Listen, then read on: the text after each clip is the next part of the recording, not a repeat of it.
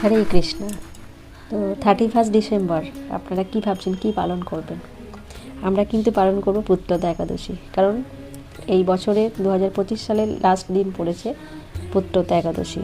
তো আপনারা বলবেন ক্যালেন্ডারে হয়তো আছে 31শে ডিসেম্বরের জায়গায় 30শে ডিসেম্বর মঙ্গলবার একাদশী লেখা আছে, কিন্তু ব্যাপারটা কি আগেও আমি বলেছি, একাদশী যে তিথিটা পড়ছে সেটা দেখতে হবে যে সেদিনের ব্রহ্মমুহূর্ত পাচ্ছে কিনা।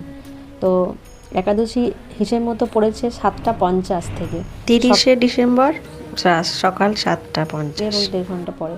তো সূর্যোদয় 6:15 হয়ে যায়। সূর্যোদয় 6:15 হলে 7:50 যদি একাদশী পড়ে, তার মানে ওটা দশমী বিদ্যা একাদশী। তো দশমী বিদ্যা একাদশী আমরা করব না, সেদিন একাদশীর উপবাস মানে শাস্ত্র মতে ওটা ঠিক না। তো আমরা দ্বাদশী যুক্ত একাদশী করব। তো আমাদের একাদশী যেটা আমরা 31শে ডিসেম্বর করছি সেটা পরের দিন 5টা পর্যন্ত থাকছে, তার মানে ব্রহ্মমুহূর্ত পাচ্ছে। সেই হিসেবে আমরা 31শে ডিসেম্বর পুত্রতা একাদশী ব্রত পালন করব। তো পুত্রতা একাদশীর ব্রতর প্রথমেই যে দিকটা হচ্ছে, এই একাদশী পালন করলে কি হবে না, পুত্র লাভ হবে। এই মানে একাদশীর নামের মধ্যেই আপনারা বুঝতে পারছেন, যাদের পুত্র নেই তারা পুত্রের জন্য এই একাদশী পালন করতে পারেন।